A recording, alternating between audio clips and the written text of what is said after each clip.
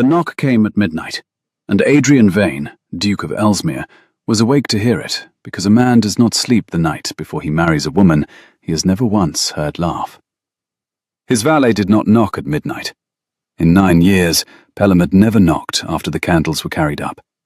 So Adrian was already on his feet, already crossing the cold floor of the bedchamber in his shirt sleeves, when the door opened the width of a hand, and Pelham stood there, with a guttering taper and a face the colour of tallow. "Your Grace." The valet's voice had gone thin. "She is not the writer." 4 words. Adrian stood very still in the spring dark, the chill of the boards rising through his bare feet, and felt the whole careful architecture of the next morning, the wedding, the vows, the bride he had chosen from a year of letters, tilt very slightly on its base. Outside, some mile past the stable yard, a late hawthorn had come into flower, and the smell of it drifted through the half-open casement, sweet and green, and entirely indifferent to the fact that a man's life was about to come apart. "Say that again," Adrian said. "Miss Marchmont." Pelham would not meet his eye, which alarmed Adrian more than the words. The man had laid out his coats and shaved his jaw and held his secrets for 9 years, and had never, in all that time, looked at the floor. "The letters you have been answering this 12-month, Your Grace. The hand you fell in love with. It is not hers. I have carried every one of them to the post myself, and I have watched who folds them. And I can hold my tongue no longer with the banns read, and you to stand up before God in 9 hours' time." The taper guttered. Wax ran over Pelham's knuckles, and he did not seem to feel it. "Whose, then?" Adrian said. It was not a question. His voice had gone to the flat register his solicitors had learned to dread. "I will not say it standing in a doorway." The old man's chin came up at last, and there was something fierce in it. "But I will tell you the road, and I will saddle the grey myself, if your Grace means to ride it before the church doors open, which I am praying you do." There are decisions a man believes he is weighing, when in truth they were made before he knew there was a scale. Adrian was reaching for his boots before Pelham finished speaking. He had been an honest man his whole life, which is a different thing from a happy one. The dukedom of Ellesmere had come to him at 23, with its debts and its tenants and its 300 souls, who ate or did not eat, according to whether the new duke kept his head. And Adrian had kept his head so thoroughly, and for so long, that he had nearly forgotten he owned one of any other kind. He did not gamble. He did not drink past the second glass. He had buried his father, settled the entail, drained the south fields, and rebuilt the Weaver's Row at Ellesmere village stone by stone. And in 7 years, he had not once permitted himself a thing he wanted merely because he wanted it. The letters had been the first. It had begun as duty, like everything else. He was 2900 a year short of his obligations, and the estate needed an heir and a fortune both. And the Honourable Miss Sophia Marchmont, only daughter of the late Viscount Sturton, had £30,000 and a face that the few who had seen it called the finest in 3 counties. Their families had corresponded. A betrothal had been arranged at a distance, soberly, the way such things were arranged among people who could not afford to be sentimental about them. Adrian had agreed because it was sensible, and because, at 27, he had stopped expecting his life to be anything but sensible. And then the letters had come. He could not now remember which of them had undone him, the third, perhaps, the one about the rooks, or the one in November, where she had written 4 lines about the precise blue of a winter dusk that had made him put the page down and walk to his own window to see if it was true. They were not the letters of a fine face in 3 counties. They were strange and exact and quietly funny, full of the kind of observations a person only makes when no one is watching them make them. And somewhere, in the long correspondence of that year, Adrian had done the thing he had sworn he had no time left in him to do. He had fallen in love with a woman through her sentences, sight almost unseen, and he had thanked whatever distracted providence governed dukes that the sensible marriage and the foolish heart had, for once, agreed to ride in the same carriage. Now Pelham stood in his doorway, and told him the carriage had been empty all along. "The grey," Adrian said, "and bring no lantern. I do not want the house roused." It was 11 miles to the village Pelham named, 11 miles of chalk lane silvered by a thin spring moon, and Adrian rode them at a pace that would have shamed him in daylight.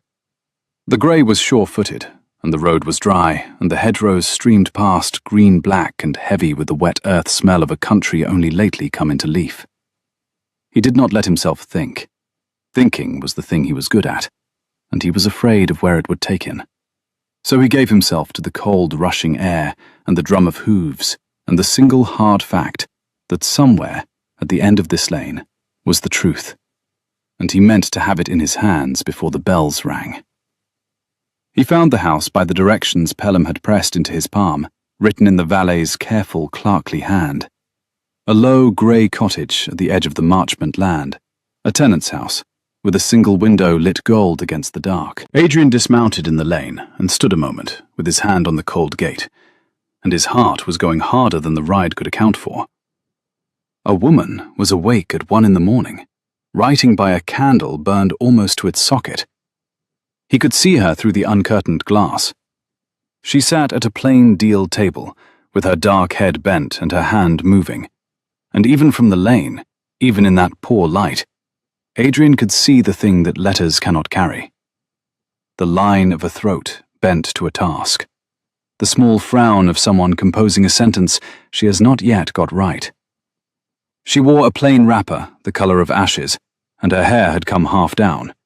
And she was, without any question and without the smallest help from her circumstances, beautiful. Not the catalogue beauty he had been promised. Something fiercer and more inconvenient. A face made interesting by the intelligence working behind it. He opened the gate. It cried on its hinge, and the woman's head came up. For a moment they looked at one another through the glass, the Duke in the dark garden, and the woman in the lit room, and Adrian watched her go white, then very still, then composed. A whole storm crossed her face and was put away inside the space of 3 breaths. She rose. She came to the door and opened it herself, no servant, no candle but the one guttering behind her, and she stood in the doorway with her chin level and her ink-stained fingers pressed flat against her skirt, as though she were holding something down. "Your Grace," she said. Her voice was low and even, and it was, he understood at once, the voice of the letters.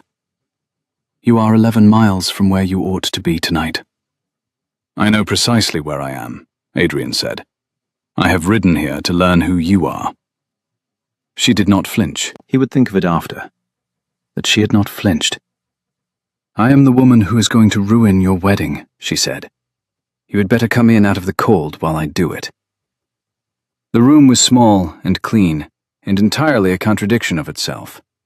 The walls were tenant's bare lime wash, the table was deal, but every flat surface bore books, and the books were not a tenant's books. He saw Linnaeus, and a French botany in calf binding, and a stack of the monthly reviews, and a folio of pressed plants opened to a sprig of something he did not know, its Latin name written beneath, in the hand he had carried next to his chest for a year. A fire had burned down to embers because no one had rung for more coal, there being no one to ring.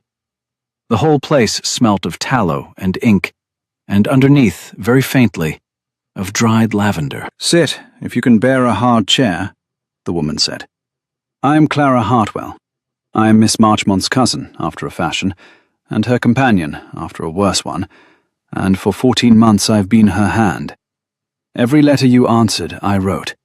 Every blue dusk, and every rook, and every cleverness you were good enough to admire, mine.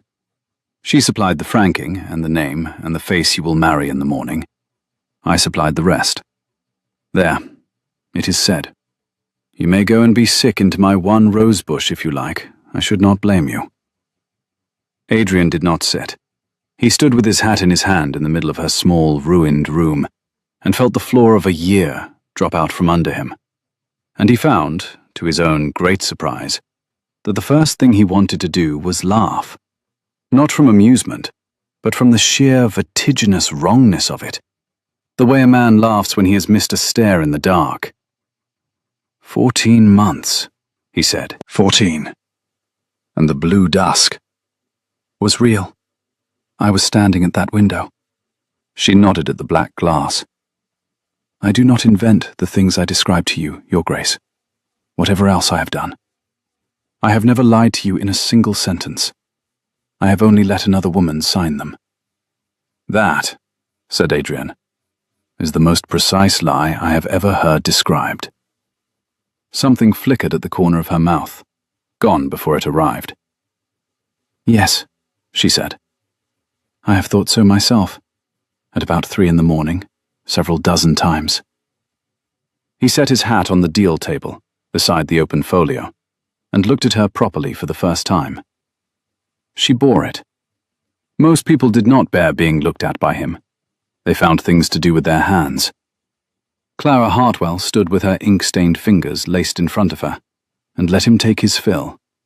And he understood that she had decided, somewhere in the last quarter hour, to give him every true thing she had, and let it cost her whatever it cost. Why tell me now? He said. You have kept it 14 months. You might have kept it a lifetime. I should never have known. We should have lived out our days, she and I, and you in some back room with the accounts and the correspondence, and the cleverest woman in the county would have spent her life ghosting love into another woman's marriage. His voice had roughened. He heard it and could not stop it. Why ride out and meet me at the gate? Why open the door yourself? For the first time, her composure showed a seam. She looked down at her own hands, at the ink, and when she looked up, her eyes were very bright. Because your man Pelham is a better Christian than I am, she said. And because I found, when it came to it, that I could write you into loving a lie, but I could not stand in a church and watch you swear yourself to it. That is the whole of my courage, Your Grace, and you may judge it as poor stuff. I could ruin 3 lives in ink. I could not do it in front of the altar. The hawthorn smell had followed him in through the open door, or else she kept a sprig of it somewhere in the room. Adrian stood in the silence and listened to the small collapse of an ember in the grate, and thought that he had ridden 11 miles to find a villainess, and had found instead the only honest person he had spoken to in a year. Tell me about Sophia, he said. She told him, and it was worse and simpler than he had feared. The Honourable Miss Sophia Marchmont was, Clara said, exactly as beautiful as the county reported, and exactly as little else. She was not stupid. Clara was scrupulously fair on that point, fairer than Adrian thought the woman deserved. But she was idle and vain, and she had understood early that her face was a fortune and her cousin's wit was a tool, and she had used them both the way one uses a fortune and a tool, without gratitude and without a second thought. When the Duke's suit came by correspondence, Sophia had read the first letter, declared herself bored to extinction, and handed the whole affair to Clara to manage, as she handed Clara the mending and the household books and the writing of the dull notes to dull relations. She told me to make it sound well, Clara said, and to keep you keen, and not to trouble her with the details. I do not think it ever occurred to her that you might fall in love with the letters rather than the £30,000. It certainly never occurred to her that I might. She stopped. The words had got away from her. He saw her catch them, too late. That, said Adrian gently, you did not mean to say. No. She turned and crossed to the fire and crouched and built it up with her own hands, 2 pieces of coal and a fanned breath, buying herself the space to put her face in order. When she rose again, she was composed. I am the daughter of a clergyman with no living and a widow's portion that failed with my mother. Miss Marchmont's father took me in at 13 because his late wife had been my mother's friend, and I have earned my bread in that house ever since by being useful and quiet and grateful. A woman in my position does not fall in love with dukes, Your Grace. It is not done. It is in the worst possible taste. I assure you, I have lectured myself on the subject more thoroughly than you ever could. You have an unfair advantage in the lecturing, Adrian said. You write better than I do." And there it was again, the flicker. And this time it won. And Clara Hartwell laughed. One short, startled note, her hand going up to her own mouth as though to catch it. It transformed her. The careful companion's mask fell clean away, and underneath was the woman of the letters, quick and warm and alight, and Adrian felt the bottom go out of him a second time that night, in a wholly different direction. "You are not behaving at all as a betrayed bridegroom ought," she said, recovering. "I am aware. I keep waiting to feel the thing I am supposed to feel. Instead, I find I am 11 miles closer to it than I was at midnight, and rather afraid of the church." He picked up the open folio, the pressed sprig under its careful Latin. "What is this one? You never wrote me about this one." "Hawthorn." She came to stand beside him, near enough that he could smell the lavender of her, and put one ink-stained finger lightly on the dried bloom. "Crataegus monogena. It flowers in May, and the country people say it is unlucky to bring indoors, and I bring it in every year out of pure contrariness, and nothing ill has ever come of it. I was pressing that one when your gate cried." "Unlucky to bring indoors," Adrian repeated. "So they say, and yet here it is, and here am I." He set the folio down. "I begin to think, Miss Hartwell, that your luck and mine run on the same contrary line." She did not answer that directly. Instead, she crossed to a small chest beneath the window, knelt, and lifted out a flat, japanned box of the kind a careful woman keeps her few treasures in, and brought it to the deal table and opened it under his eyes. Inside, tied with a thread of green silk, was a thin sheaf of paper, and Adrian, looking, felt his breath stop, because he knew that paper. He had bought it. It was the cream-laid stock he had used for a year, and these were his own letters, the ones he had written into the dark all that 12-month, kept and ordered, and read until the folds had gone soft. "You kept them," he said. "Of course I kept them. I am the one who answered them." She did not look up. Her finger moved along the edge of the topmost sheet, not quite touching the writing. "Do you imagine I could write a year of replies to a man, and feel nothing for the letters that earned them? I have your hand by heart, Your Grace. I know that you cross your sevens in the foreign manner, and that you write faster when you are pleased, and the line tilts up at the end, and that the one about your father's funeral was written so slowly the ink pooled at the foot of every downstroke. I read that one a great many times. I should have liked to answer it as myself. Instead, I answered it as a woman who did not care, in words I had to invent for her, and it was the loneliest letter I ever wrote." Adrian stood over the open box and the green silk and the soft folded proof of his own undoing, and something in his chest that had been braced since midnight came quietly apart. "Read me one," he said. "One of mine. I want to hear it in your voice. I have spent a year imagining your voice and getting it 11 miles wrong. I should like, before the church, to have it right at least once."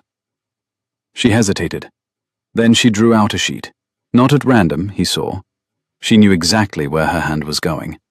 And she read, low and even, a passage he had forgotten he had written, about a hard frost over the south fields, and a hare he had startled at dawn, and the way the country went on being beautiful, whether or not a man had anyone to tell it to. In her mouth, the words were not his, and not hers, but some third thing made between them.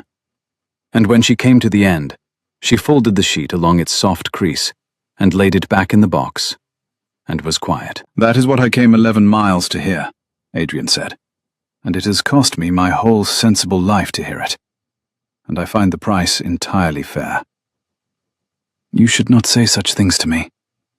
But she did not put the box away. "I have nothing to set against them. I cannot write you out of this one. You are standing in the room. You have an unfair advantage of your own, Your Grace. You may simply say the true thing, and I have spent 14 months learning to say everything except that." "Then practice," he said. "We have until the clock strikes. Say one true thing to me as yourself, with your own name on it, and I will count it the best letter you ever sent." She looked at him a long moment across the open box, and the fire ticked, and the hawthorn smell hung between them. And at last she said, very quietly, "I did not want you to marry her. I told myself it was conscience. It was not conscience. It was the plainest jealousy. And I've been ashamed of it for a fortnight." And there, that is true, and my name is on it, and I shall probably never forgive you for making me say it aloud. She shut the box with a small decisive click. "You are a dreadful influence. I was a perfectly disciplined liar before you rode up to my gate."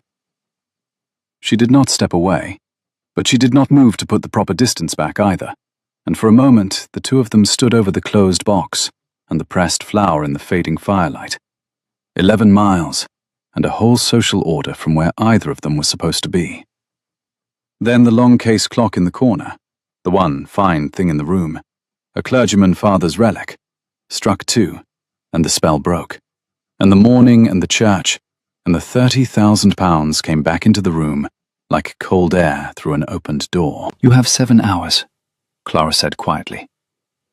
"You must decide what you are going to do with them." He rode back through the last of the dark, with the whole disastrous shape of it laid out before him. And for the first time in 7 years of disciplined dukedom, Adrian Vane did not know what he ought to do. The honourable course was plain and unbearable. He had given his word. The bans were read, the settlements signed, the £30,000 wanted. 300 souls at Ellesmere depending on the drained fields and the rebuilt Weaver's Row, and the heir the marriage was meant to make. A duke who jilts a viscount's daughter at the church door in the year of grace makes a scandal that travels 3 counties by the next post, and his tenants pay for it in slighted credit and frightened landlords, and a great house name gone suddenly cheap. He could not afford to be a man who broke his word. He had never once been that man. It was, very nearly, the only thing he was, and he was in love with the wrong woman. Had been for a year, it now appeared, only he had been directing it 11 miles wide of its object. The sky greyed over the Ellesmere woods. He came up the long avenue at a walk, the grey blowing, and Pelham was waiting at the stable-yard arch with a lantern he had not lit, his face a question he was too well trained to ask aloud. "You were right to wake me," Adrian told him, swinging down. "I do not yet know what it will cost you, telling me. It may cost you your place. I will not let it cost you your character. Whatever happens this morning, you leave my service with the finest letter a duke can write, if you choose to leave it." "I did not do it for a letter, your grace." The old man took the grey's bridle.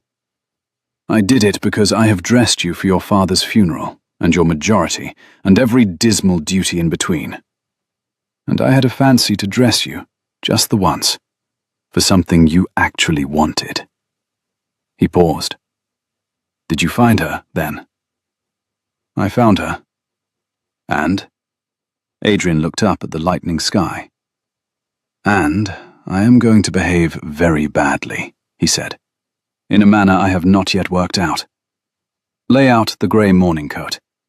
If a man is to disgrace himself before God and the county, he had better do it well dressed." He had 4 hours, and he spent the first of them doing the thing he was best at, which was thinking, and the thing he was worst at, which was thinking about what he wanted. By the time the house woke, he had a plan, of sorts, and the plan was honest, and it was terrible, and it would cost him a great deal. And that, he had decided somewhere in the last cold mile of the ride home, was precisely how he knew it was the right one. For 7 years, he had measured every choice by what it would preserve. He was about to make one, for the first time, measured by what it would cost.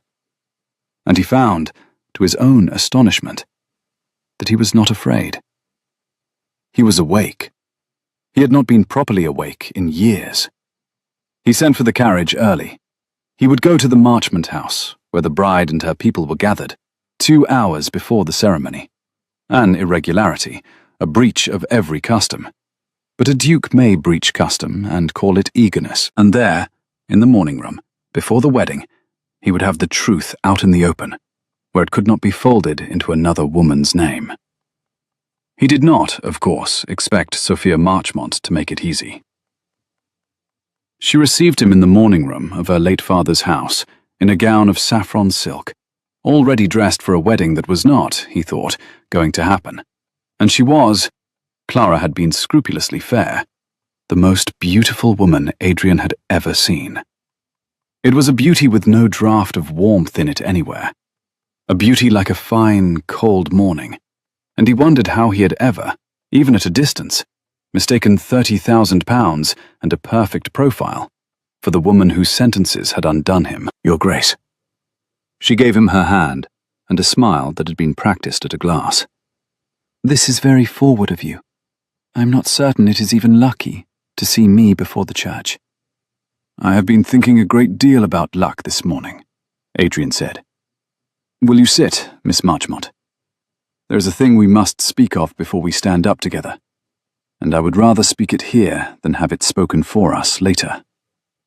Something moved behind the lovely eyes, quick, calculating, gone. She sat. She arranged the saffron silk, and in the doorway behind her, summoned by the Duke's own request to the housekeeper, Clara Hartwell appeared in her plain ash-grey gown, with her hands folded and her face white. And Sophia did not turn to see her, but Adrian watched the back of Sophia's neck go rigid, and knew that she had heard the door, and knew exactly who stood in it. Your letters, Adrian said, have been the great pleasure of my year. How kind.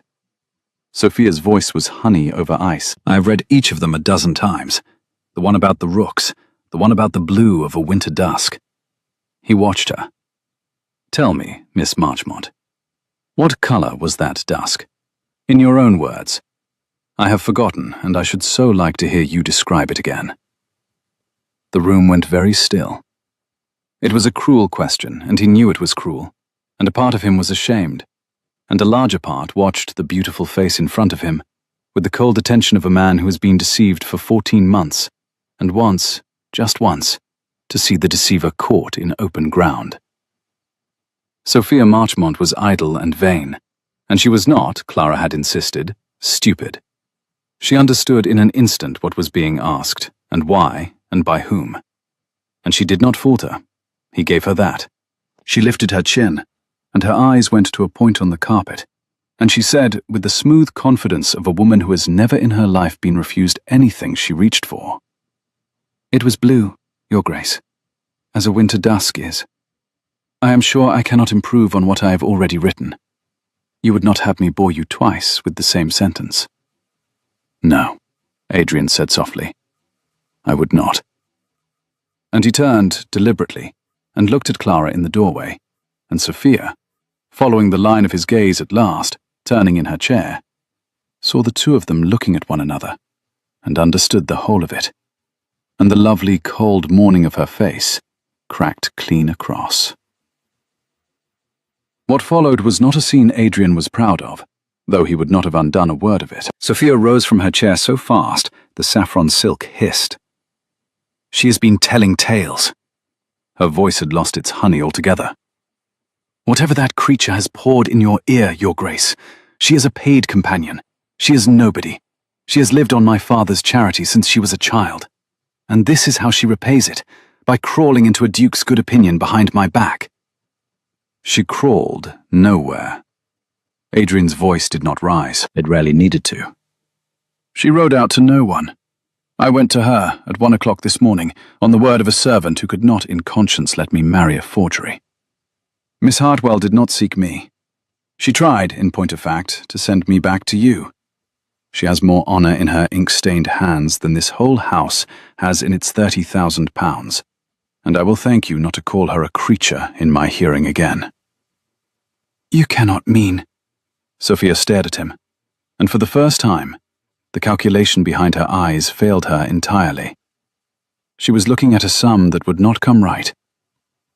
You cannot mean to throw me over for a clergyman's brat with ink on her fingers. The settlements are signed. The banns are red. You will be the talk of 3 counties by Tuesday. You will ruin yourself. Almost certainly, Adrian agreed, over letters. Over a year of pretty letters. Over the woman who wrote them. He inclined his head, very correct, very cold. I'm sorry, Miss Marchmont. Not for declining to marry you. We should neither of us have survived it with much credit. But for the manner of it, which is graceless, and for which I take the blame. You wanted a duke. You should have one yet, I think. You have the face for it, and now you have the warning. But you shall not have me, and you most certainly shall not have her. He had said the unsayable, and the room held its breath, and into the silence, because there is always, in the worst silences, a clock. The long-case clock in the hall struck the half-hour, and somewhere across the fields, the bells of St. Anne's began, very faintly, to ring the wedding that the bridegroom was, at that precise moment, declining to attend. It cost him, of course. Everything costs. He did not marry that day. He stood in the morning room of a viscount's house and listened to the bells ring an empty church, and watched a beautiful woman's fury harden into something colder and more dangerous than fury. And he understood that he had made an enemy who would not forgive, and that the price of the mourning would come due over months, in slighted credit and whispered scandal, and the slow, grinding hostility of a county that does not love a duke who jilts a bride at her own door. And it was worse than that, because Sophia Marchmont was clever after her own narrow fashion, and she had a weapon to hand, and she used it before the bells had stopped ringing. You think you have rescued her, she said, very low, so that only the two of them and Clara could hear. You have ruined her. A paid companion, dismissed without a character, who lured a duke from his own betrothal. That is the story, Your Grace, and it is the only story anyone will believe, because it is the one that flatters everybody but her. By nightfall, every drawing-room in the county will know that Clara Hartwell stole another woman's bridegroom. I shall see to it personally. You may have your clergyman's brat. You will have her, with no name left to give her. She smoothed the saffron silk with hands that did not quite tremble. Marry her, if you dare. You will be marrying the most thoroughly disgraced woman in 3 counties, and every door that opens to you will close to her, and you will watch it happen, and you will know you did it. She swept from the room. Adrian let her go, and when he turned, Clara was no longer white, but grey, and she was looking at him with an expression he could not read, and did not like. They had a little time before the carriage. He took her out into the cold morning garden, away from the servants and the staring footmen, under a hawthorn just coming into its own white flower.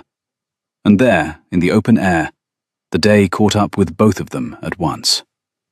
It was, Adrian would think long afterward, the happiest hour of his life, and he had not the smallest idea at the time that it was about to end. The crisis was over, and the danger not yet arrived, and into that strange, suspended morning the two of them stepped as though the world had granted them a clear half-day out of time. The frost was lifting off the grass in a low, silver steam. A blackbird was going through its whole repertoire in the hawthorn over their heads, extravagant and indifferent. And Clara, the strain breaking at last, did the thing she did instead of weeping. She found the absurd angle, the way she always had in the letters, and she began, helplessly, to be funny about the catastrophe. Do you know, she said, I've spent 14 months writing you the most considered sentences of my life, and now that you are standing in front of me, I find I have lost the use of language entirely. It is very humbling. I had thought myself rather good at words. You are rather good at words. On paper. In person I appear able to manage about 11 of them, and 4 of those were a Latin name. She pressed the back of her hand to her mouth, and her eyes were bright, and not entirely with laughter. Your Grace, this is a disaster. You understand that this is a disaster. You have thrown over an heiress for a woman with 2 gowns, and a great many opinions about botany. And she has just promised to ruin me, and she will. She is exactly the kind of person who does the things she promises. Adrian, he said. She stopped. My name is Adrian. You have written to me for 14 months. I think you may use it, in a garden, with no one by. He turned to face her under the white tree. And it is not a disaster. A disaster is a thing that happens to you. This I have chosen, with my eyes open, knowing the cost, which is the first thing in 7 years I have chosen for no better reason than that I wanted it. I will not let you call it a disaster. You may call it ill-advised. You may call it the worst-dressed scandal in the county. You may not call it a thing I regret. You will regret it, she said, but it came out without conviction, and she was looking up at him now in a way that had nothing of the companion in it at all. Tell me one thing first, Adrian said. When you wrote the letters, when you sat at that deal table at 1 a.m. writing love into another woman's name, who were you writing to? She was quiet for a long moment. The blackbird sang. A hawthorn petal came loose and fell between them. You, she said at last, very simply. I was always writing to you. I told myself it was a commission. It was the most dishonest thing I have ever done, because every word of it was true. And that, Adrian thought, was the whole of it, the strange, exact heart of the year. And he had his hand half raised toward her face, and the morning had narrowed to the space of one white flowering tree, and the woman under it, when across the garden, a footman came at a half-run with a folded paper, and the news that broke the morning clean in two. The note was from the Ellesmere steward, sent express, and it had crossed Adrian's own road in the dark. It said that old Mr. Aldous, the family's man of business in town, had heard a thing he thought his grace should know before the wedding, and had ridden through the night to bring it. That the late Viscount Staunton's affairs were not what the betrothal settlements had represented. That the £30,000 Sophia Marchmont brought to the marriage was encumbered 3 times over against her father's debts, and that the whole arrangement, the correspondence, the keeping keen, the hurrying on of the match, had been steered from the Marchmont side, not by sentiment, but by a family at the edge of ruin, desperate to fasten a solvent duke to a foundering name before the duns closed in. Adrian read it, standing under the hawthorn. He read it twice, and the second time, a cold understanding moved through him that had nothing to do with the money. Clara, he kept his voice level. How much did you know? About the debts, about why the family wanted the match made so quickly. He watched her face, and he saw, there was no mistaking it, it crossed her too openly to be feigned. He saw that she had known something. Not all, but something. I knew the house was in difficulties, she said slowly. I keep the books. I knew the match was wanted badly and quickly. I did not know it was... She stopped. Adrian, I did not know it was as bad as that. But I knew it was wanted, and I wrote the letters that wanted it, and I... She did not finish, and she did not need to, because he had already gone somewhere she could not follow. For he was a man who measured himself by his honesty, and he had just learned that the woman he had chosen this morning over duty and fortune and his given word had been, however reluctantly, however much against her own heart, the instrument of a fraud designed to fasten him to a sinking ship. The letters that had won him had been written to serve a desperate family's need of his solvency. She had said it herself an hour ago, in her own small room. I could write you into loving a lie. He had thought it the most honest thing he had ever heard. He saw now that it was also, exactly and unbearably, the truth. The petal fall, the blackbird, the lifted hand, it all went very far away. You wrote me into it, he said. You wrote me into loving the thing that was meant to catch me. Adrian, you said it yourself. His voice had gone back to the flat solicitor's register, the one he hid behind, and he hated himself for reaching for it, and reached for it all the same. At 1 o'clock this morning, in your own room. You can write a man into loving a lie. I rode 11 miles thinking you the one honest person in this whole affair, and you are the one who built the snare. With your own clever hands. With the sentences He stopped. He could not say it. Clara Hartwell stood under the white hawthorn with the frost steam rising round her ankles, and she did not defend herself, and she did not weep, and she did not reach for him. She had courted him through a year of ink, and she had ruined her own wedding to save him from a forgery, and she had told him every true thing she had in a cold room at 1 in the morning. And now she stood and watched him decide, on the strength of a steward's note and his own old wound, that the most honest woman he had ever known was a liar to the bone. He had built her loyalty into proof of her guilt, and she could see him do it, and there was nothing in her power that could stop him. "I see," she said. The 2 words came out perfectly steady, and that steadiness cost her more than weeping would have, and Adrian was too far inside his own ruin to see the price of it. "Then there is nothing more for me to say to you that you will hear. You came 11 miles to find out who I am, Your Grace. It seems you have decided." She gathered her ash-grey skirts. "I hope, for your tenant's sake, you find a wife who has never once told you a true thing. You will trust her completely." She walked back across the steaming garden toward the house, her spine very straight, and she did not look back, and Adrian let her go, and the blackbird in the hawthorn sang on as though nothing in the world had broken at all. He did not marry anyone that spring. He went back to Ellesmere, and he did the things a duke does. He met with Aldous and unpicked the Staunton settlements clause by clause, and was relieved, in the cold way that was all he could manage, to find himself free of the encumbered fortune. He saw to the south fields. He walked the rebuilt Weaver's Row. He sat at his father's desk in the long evenings, while the spring greened into summer outside the windows he no longer looked out of. And he was, by every measure he had ever used, perfectly in the right. He had been deceived. He had nearly married a fraud. He had, by the narrowest margin and the loyalty of an old valet, escaped a trap baited with the cleverest letters in 3 counties. And the woman who had written them had admitted, in her own words, to baiting it. A sensible man counted himself fortunate and moved on. Adrian was the most sensible man in the county, and he could not move an inch. His aunt came down from town in June to see what was to be done with him, which was her way of saying she had a list.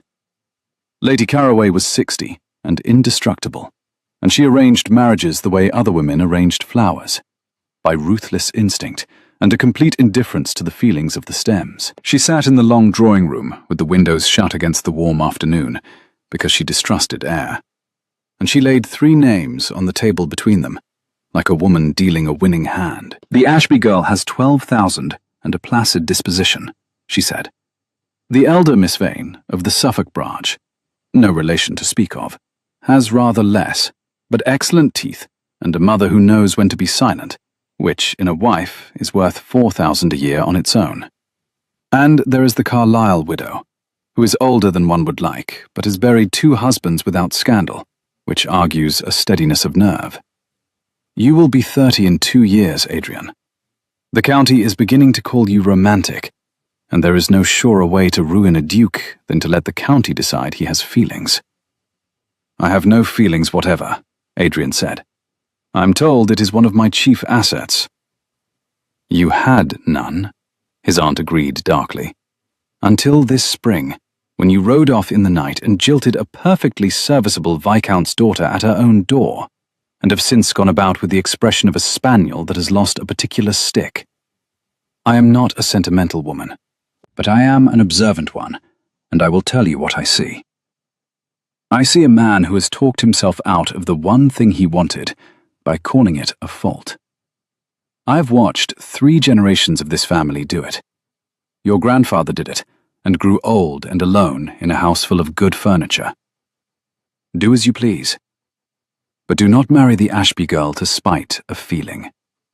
because the feeling will outlast the marriage. And then there will be two of you unhappy instead of one. And I shall have to come down from town again. And I dislike the country in August. She gathered her 3 names and her gloves and went up to dress for a dinner she had no intention of enjoying, and left Adrian alone in the shut, warm room with the things she had said sitting in the middle of the carpet where he could not walk round it. He had talked himself out of the one thing he wanted by calling it a fault. He turned it over. He could not make it false. He had carried her letters next to his chest for a year, and he could not now put his coat on without feeling the absence of them. He found himself at his own table, composing sentences he would never send. He passed the open casement where the hawthorn smell had once come in, and turned his face from it.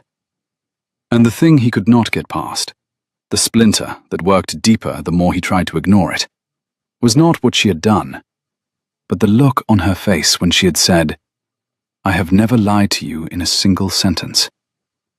He had believed it utterly at 1 in the morning. He had thrown it away by 10.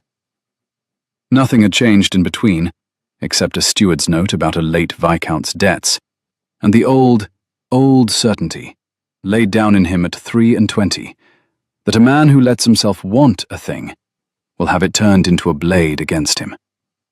He had not, he began to understand, decided that Clara Hartwell was a liar.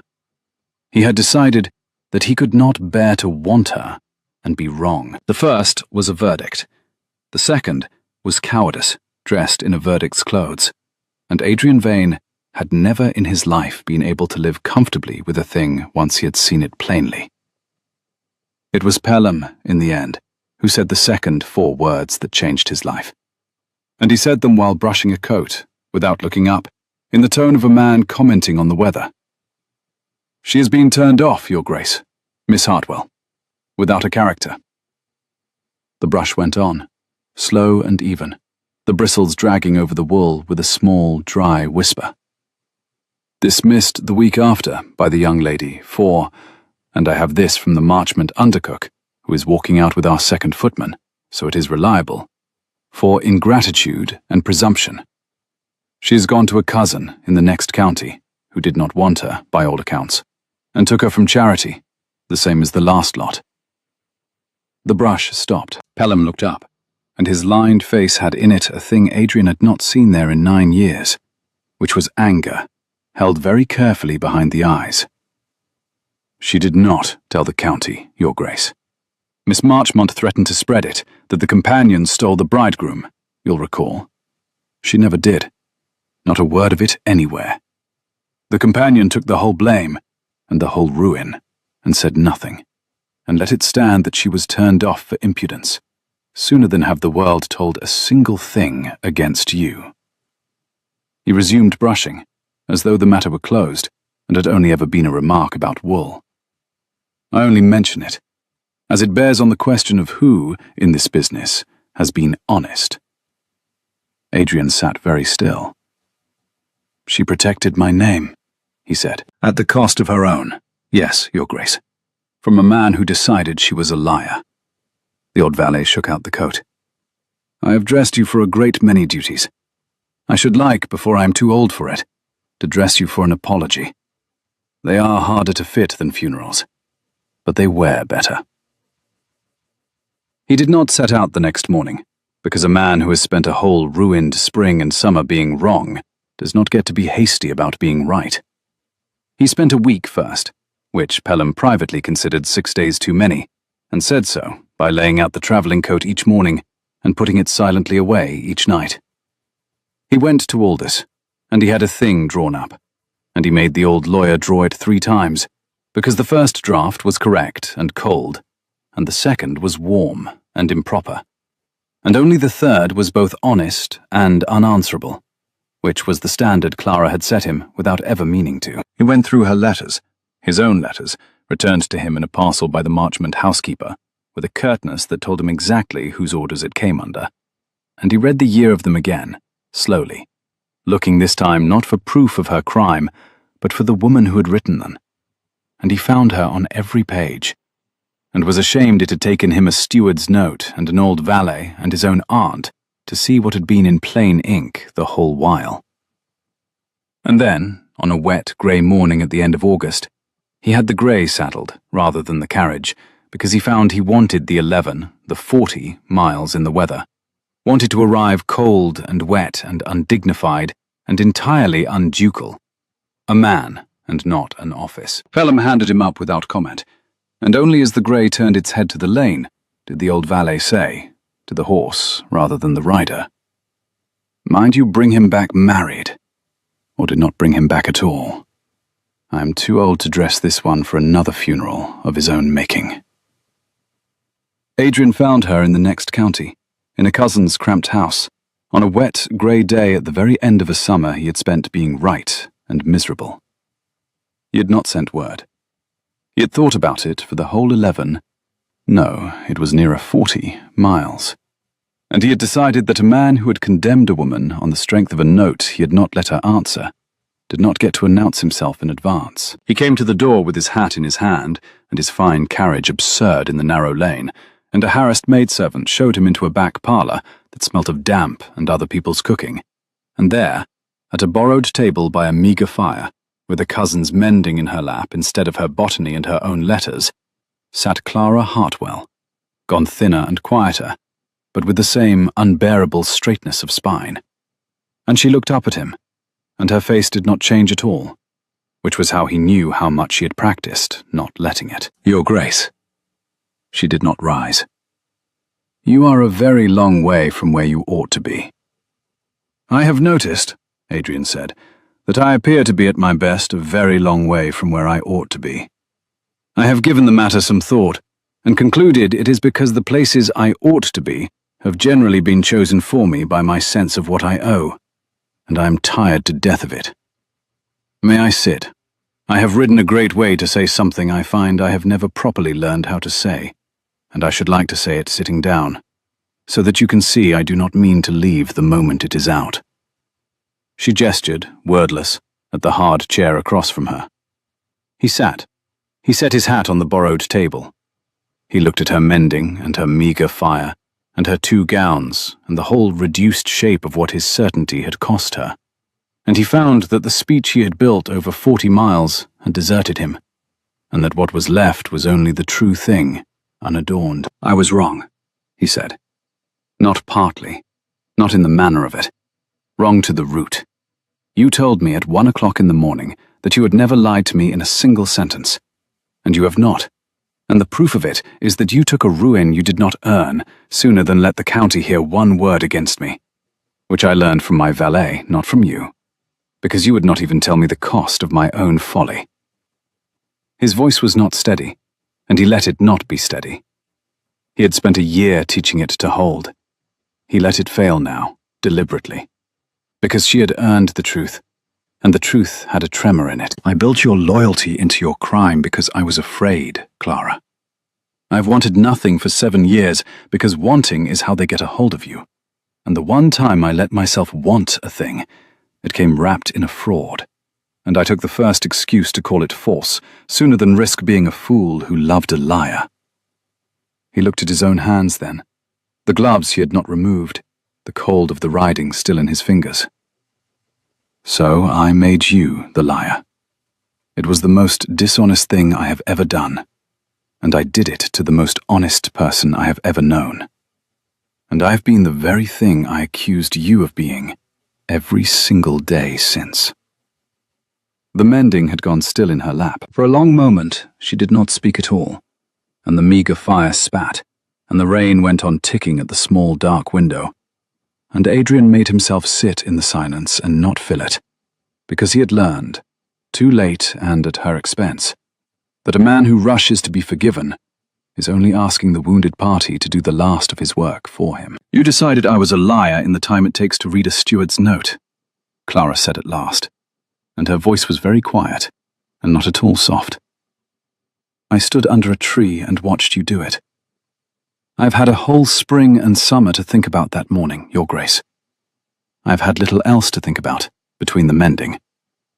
And the part I cannot get past is not that you were cruel. You were not even cruel. You were certain. You looked at me, and you were perfectly, instantly certain. And a year of letters did not weigh so much as a single line from your steward. She set the needle down with great care, as a person does when the steadiness of the hands is the only steadiness left to them. So before you say another word, I should like to know one thing, and I should like the true answer, the kind you have so lately learned to write. What is to stop you doing it again?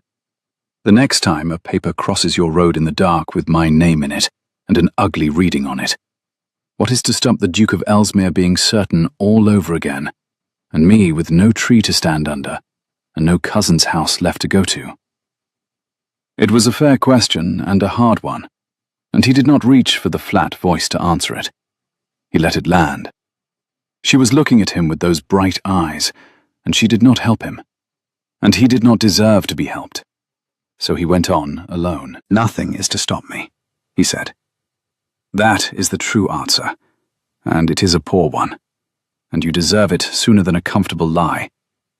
I cannot promise you I will never again be a fool. I have been one at long intervals, my whole life, and I expect the habit will outlive me. He leaned forward over the borrowed table, his cold hands open on the worn wood. What I can promise is the thing I failed to give you under that tree, which is the chance to answer. I was certain, because being certain is faster than being wrong out loud in front of someone, and I would sooner have wronged you in silence than risked you watching me doubt. That was the cowardice. That was the whole of it laid bare, and I have looked at it every day since the spring until I could name it without flinching. He held her eyes. So here is what changes. The next time a paper crosses my road with an ugly reading on it, I will bring it to you, and I will put it in your hand, and I will let you answer it before I let myself believe it. The way you have always made me read the true thing for myself instead of taking it on trust. I will not give you my certainty, Clara. I will give you my doubt. It is the more honest gift, and it is the only one I have that is proof against me. Something in her face moved at that, some held thing easing by a fraction, but she did not speak, and he did not presume on it. And I do not come with much else. I have unpicked the Staunton settlements. I have a name that is the talk of 3 counties. I have an old valet who likes you better than he likes me, and is probably listening at the door. A small sound came from the hall, hastily stifled. I have 300 tenants, and a great cold house, and a heart that has been entirely useless since the spring, for want of a particular hand at the end of a letter. And I have this. He took it from inside his coat, where her letters had used to ride, and laid it on the table between them. A single folded sheet, sealed with the Ellesmere arms. He had written it the night before, 4 times, the way one writes a load-bearing thing. It is to my man Aldous, he said. It instructs him to settle on Miss Clara Hartwell, absolutely and in her own right, the income I should have settled on a wife, whether or not she will have the man who comes attached to it. It is signed. The seal is mine. You may break it and read it, and tell me to go to the devil with my carriage and my apology, and my 40 miles. And the settlement stands regardless, because I will not have it said, even by you, even justly, that the Duke of Ellesmere left you to mend a cousin's linen for a kindness you did him at the cost of your whole good name. He sat back. Break the seal, Clara. I would rather you saw it in my hand than took my word. You taught me that. You always wrote me the true thing where I could read it for myself. For a long moment she did not move. The wet summer rain ticked on the small window. Then she set the mending aside, and she reached out, and her ink-stained fingers, they would always be ink-stained, he thought. He hoped to God they would always be ink-stained. Broke the Ellesmere seal, and unfolded the sheet, and her eyes went down the lines of his hand, and stopped, and went back, and read one line aloud, very low, as though to be sure of it. To be hers, and hers alone, married or single, near to me or as far as she chooses to go. She looked up, You would settle it on me even if I sent you away. I would.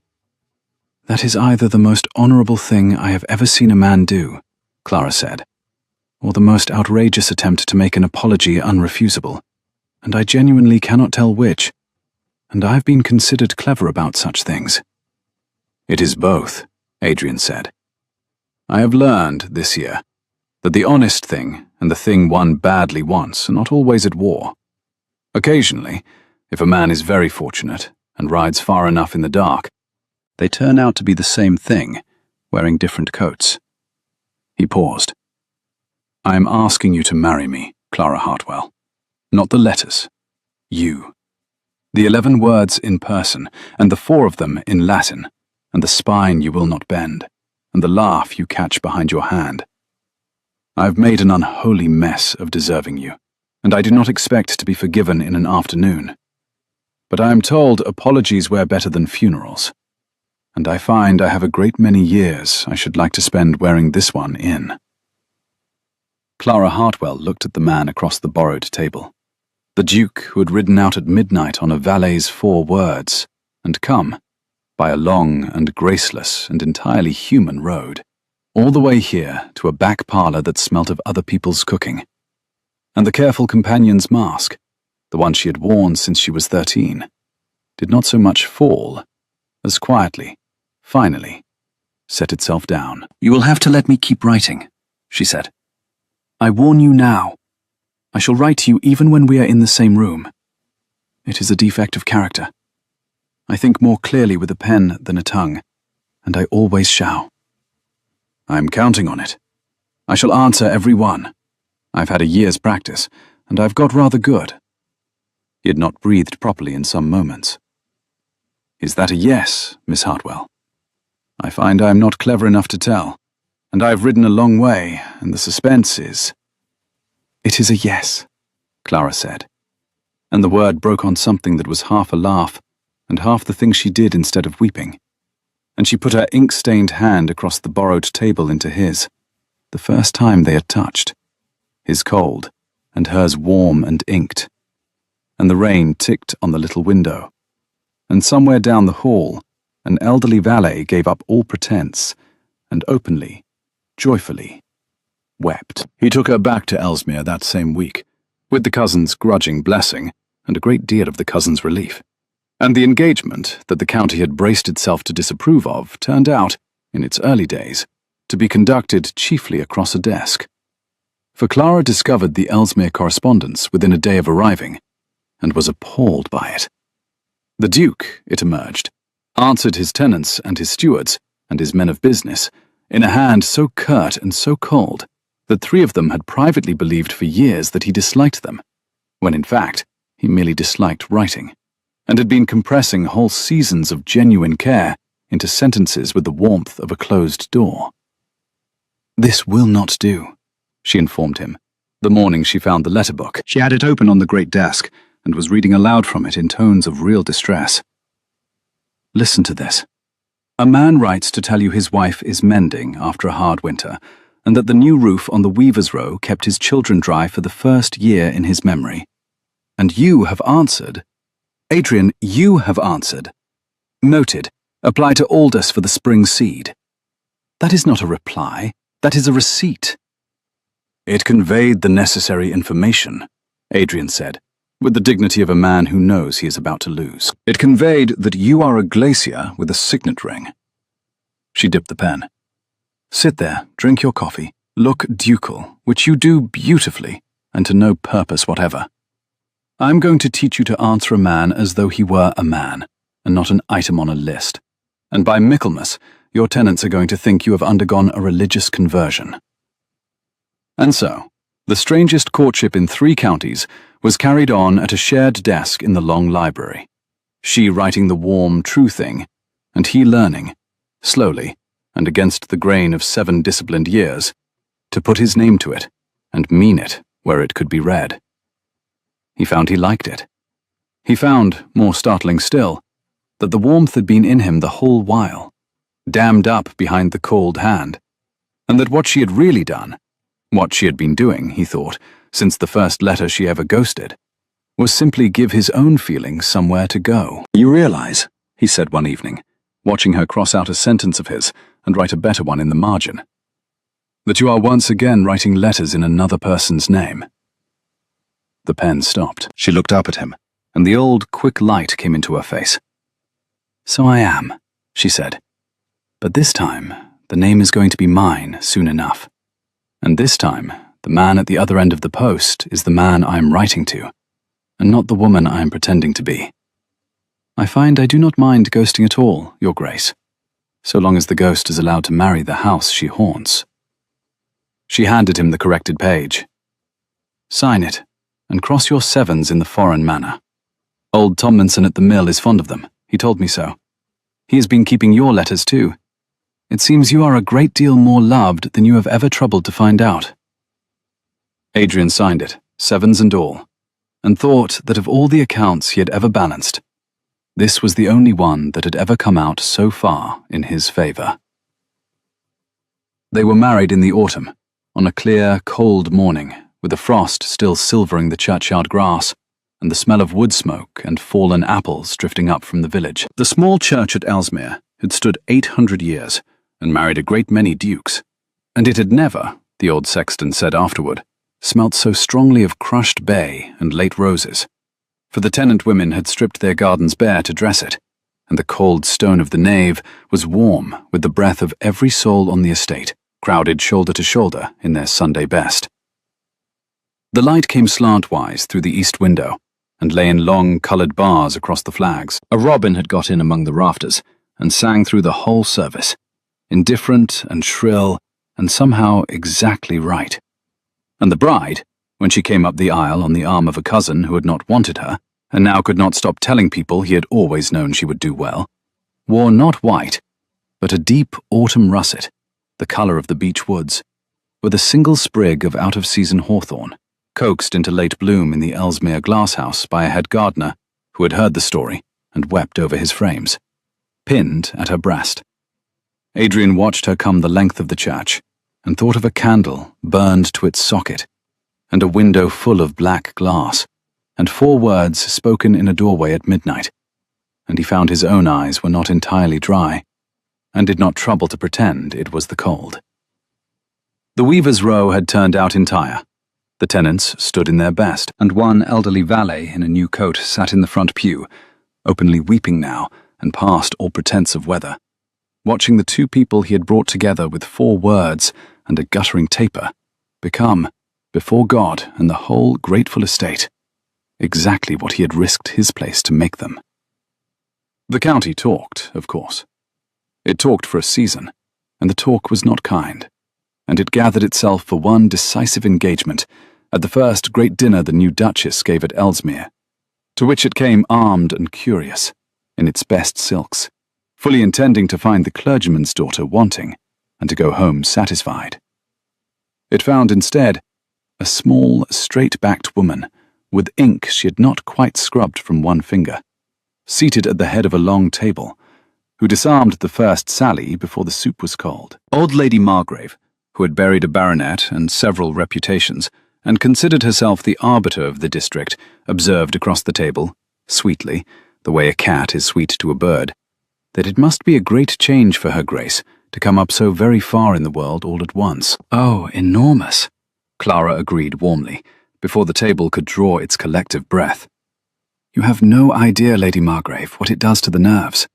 A fortnight ago I was mending a cousin's linen and being grateful for my dinner, and now there are 19 servants who all know precisely how a duchess ought to behave, and are far too well trained to tell me. So I am obliged to learn it by watching their faces, which is exhausting. And twice already I have curtsied to the under-butler by mistake. He was very gracious about it. I begin to think he should have the title, and I should carry the candles. He at least knows where everything is kept." There was a startled silence. The particular silence of a room full of people deciding whether they were permitted to laugh. And then the Duke, at the far end of his own table, said, perfectly grave, "She did curtsy to Hollis. I saw it. He has not stopped talking of it below stairs. We shall never get the man's hat to fit now." And the room broke, and went on breaking all evening, because it turned out that the new Duchess could not be made small by anyone present, for the simple reason that she had got there first. And a woman who tells the joke against herself before you can has taken the only weapon you brought. By the fish course, Lady Margrave had thawed. By the time the cloth was drawn, she had appointed herself Clara's particular champion, and was telling anyone who would listen that she had always said the Ellesmere match showed sense, which was the precise opposite of what she had said for a season, and which everyone present had the tact to pretend to believe. The county, finding the Duke of Ellesmere serenely indifferent to its talking, and the new Duchess disarmingly willing to be funny about herself at her own table, gradually decided that it had always rather admired a love match, and came to dinner, and stayed. As for Sophia Marchmont, she came, in the end, to the one place Adrian had not expected. It was a grey morning, early in the new Duchess's first winter, and Clara was at the great desk in the Ellesmere library that Adrian had given over to her entirely, surrounded once more by her Linnaeus and her reviews and her pressed plants, when the footman announced a name that made her set down her pen. Adrian rose to send the woman away. Clara stopped him with a hand on his sleeve. "No," she said. "Let her come in. I have wondered." Sophia entered the library in travelling clothes, the saffron gone, dressed plainly and for a journey, and she was still the most beautiful woman in 3 counties, and there was something new in the lovely face. A tiredness, a thing that had been worn down rather than broken. She did not sit. She stood in the middle of the room where the morning light fell, and she put something on the great desk within Clara's reach, and stepped back from it. It was a single sheet, and it was in Sophia's own hand, and she had clearly written it herself, slowly, a woman unused to writing her own letters, making the labour of one. "I am going to my mother's people in the north," Sophia said. Her voice had lost the honey and the ice both. What was left was merely flat, and human, and tired. "There is a widower there, with more money than sense, who will have a viscount's daughter with an encumbered name, and I shall be a great lady in a cold county, and serve him right. I came to give you that before I went." She nodded at the sheet. "Read it. I should rather you read it in front of me than wonder, after, whether I meant it." Clara took up the page. She broke nothing. There was no seal. Sophia had not the Duke's habits, and she unfolded it, and read aloud, in the even voice of the letters, the single line that mattered. "I, Sophia Marchmont, declare that every letter sent under my name to the Duke of Ellesmere was written by my cousin, Clara Hartwell, and that the fault and the cleverness were both hers and never mine, and that I dismissed her for a crime that was my own." Clara looked up. "Why," she said, "you owe me nothing. You owe him less." "I owe myself the not having to remember it," Sophia said. "I am vain, Miss Hartwell. Your Grace, I had better learn to say. I am vain, and I am idle, and I married a man's solvency in my mind before I ever saw his face, and I have been all of that quite cheerfully for 25 years. She drew her gloves smooth across her knuckles, finger by finger, the small, precise vanity of a woman who had nothing left to do with her hands. "But I find I do not care to be also the kind of woman who let her cousin starve for telling a duke the truth. It is the one expensive scruple I have, and I've come a long way out of my road to spend it. You may keep the paper, show it to the county, or burn it. I find I do not greatly mind which." A ghost of the old, cool smile crossed her face, and for the first time, it had something almost rueful in it. "He chose well in the end. I never could write a sentence worth reading. I do hope you will both be insufferably happy. It will annoy a great many people, which is the best thing happiness is good for." She inclined her head to Clara, and then, after a barely perceptible pause, to the Duke. And she went, and they heard her carriage on the gravel, and that was the last either of them ever saw of Sophia Marchmont. Clara held the paper a long moment, then she crossed to the fire, and Adrian thought she meant to burn it, and found he did not mind either way. But she did not burn it. She folded it small and laid it inside the calf-bound French botany, between the title page and the pressed sprig of hawthorn she had carried with her from a tenant's cottage to a borrowed parlour to a duchess's library. And she closed the book on it. "For the record," she said, "and not for the county. I am done with letting other women sign my name, but I find I do not want to set fire to the one time someone signed her own to set me free." She came back to him at the great desk. "It cost her something. You taught me that too. The apologies that cost something are the only ones worth keeping."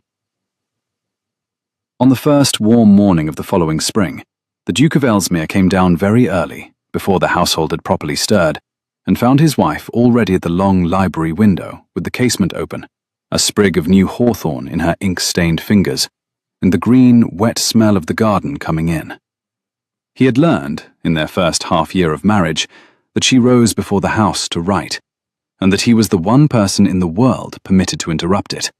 And he had also learned not to waste the privilege on small things. "You are bringing it indoors again," he said, coming to stand behind her, his hand finding the curve of her shoulder. "I am told it is unlucky." "So they say."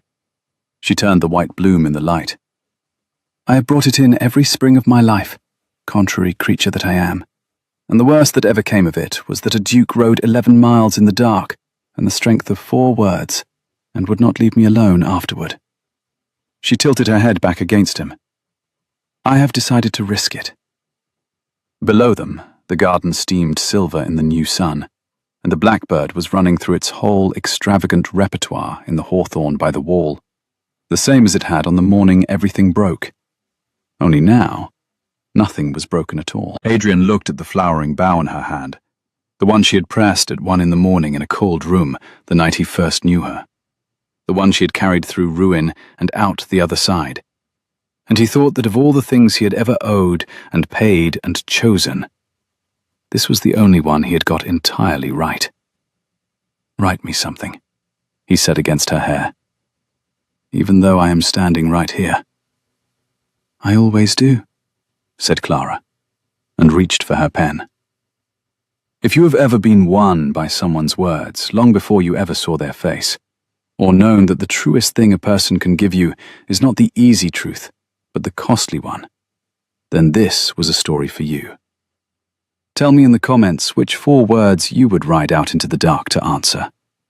And if Adrian and Clara's road home warmed you, stay a while by the fire. Subscribe, and I will have another story waiting the next time the candles are lit.